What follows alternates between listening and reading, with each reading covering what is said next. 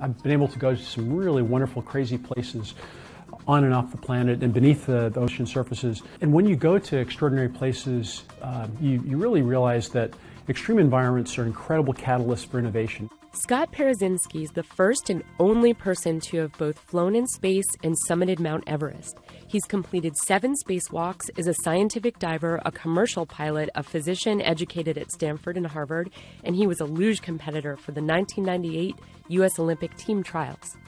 Now, he's taking on the challenge of building a tech startup as founder and CEO of Fluidity Technologies. The company's first product is a controller used to fly drones precisely with just one hand. But Parazynski's ultimate goal is to use this tech to help doctors perform robotic surgeries, whether their patient is in the same room or in a remote location. So this is the Fluidity FT Aviator. And what we've done is we've taken all the flight control parameters of a drone and put it into a single hand. Predecessors to the FT Aviator resemble Xbox controllers, and with these older models, Parazynski says inadvertent motion is common. So if I go straight up, it's quite likely that I'm going to get a little bit of a spin to the left as well. If I go forward, it's likely that my thumb's going to drift and I'm going to get a little rightward trend as well. That's called cross-coupling. Really, really bad if you want to be precise in what you're doing. So what we've invented here is a device that by and large gets rid of that cross-coupling tendency. You have really pure motion in every direction and have a sense of when I'm back at zero or in neutral.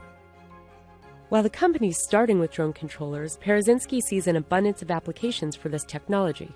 Think about the computer gaming industry, computer-aided design, ROVs and subsea exploration, helicopter flight.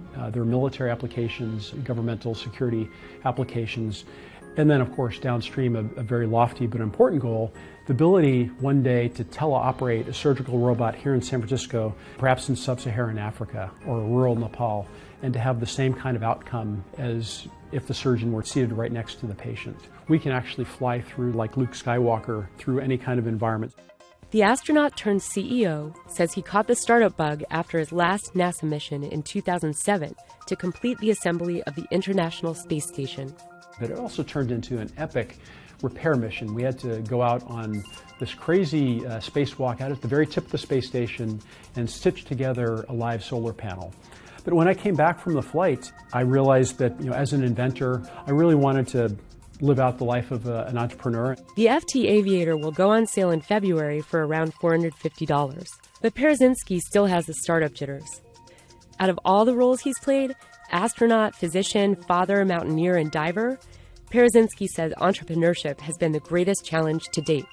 People will often ask me, what's the toughest thing you've ever done in your life? That crazy spacewalk on the solar array or climb Mount Everest? And I say, neither. It's a tech startup. It really is extraordinarily difficult. It's both exciting and fun and also terrifying at times,